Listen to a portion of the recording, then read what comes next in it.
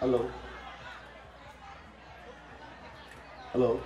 ខ្ញុំបាទជាគណៈកម្មការនៅវត្តប្រមូលណានេះខ្ញុំបាទសូមថ្លែងអំណរគុណដល់អស់លោកស្រីលោកយាយលោកតានិងមួយប្រុសមួយស្រីមកពីចិត្តពីឆ្ងាយទាំងអស់ដែលបានមកចូលរួមក្នុងវត្តប្រមូលណានេះបាទខ្ញុំបាទ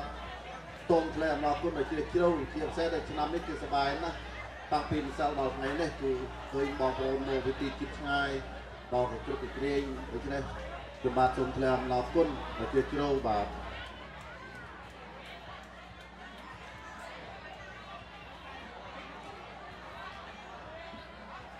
បាទដើម្បីជាកិត្តិយសផងដែរក៏សូមអញ្ជើញក្រុមតន្ត្រី Sunburn រួមជាមួយអ្នកចម្រៀងប្រមូណា Sunburn បូកជាមួយប្រមូណាទៅជាស្អីវិញឥឡូវចាបន្តពីនេះថាសូមអញ្ជើញគឺបូកទៅគឺឃើញចូលឆ្នាំខ្មែរយើងបាទហើយនេះសូមជួយបងខាងតន្ត្រីខាង Sunburn សូមអញ្ជើញឡើងមកវេទិកាបងប្អូនកំពុងតែរាំកុំឲ្យបែកបាត់បែកនេះនៅចង់រាំតន់នៅក្តៅចាយើងមើលឃើញថាក្នុងឆ្នាំនេះនៅវត្តប្រមូលណាគឺថាមានការសប្បាយជាងរាល់ឆ្នាំចាដោយសារក្នុងឆ្នាំនេះយើងមានដល់ក្រុមតន្ត្រីដល់ទៅ3គឺថាមកពីខាង Lomalinda Tempo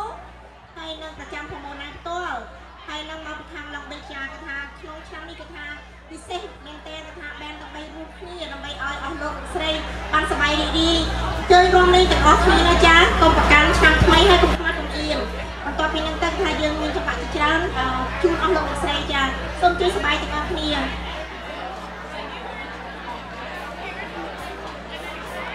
អញ្ជើញបងដែលជាក្រុមតន្ត្រីប្រចាំវត្ត Lomalinda នឹងអញ្ជើញឡើងមកលើឆាចាបងអូនចាំយូរហើយ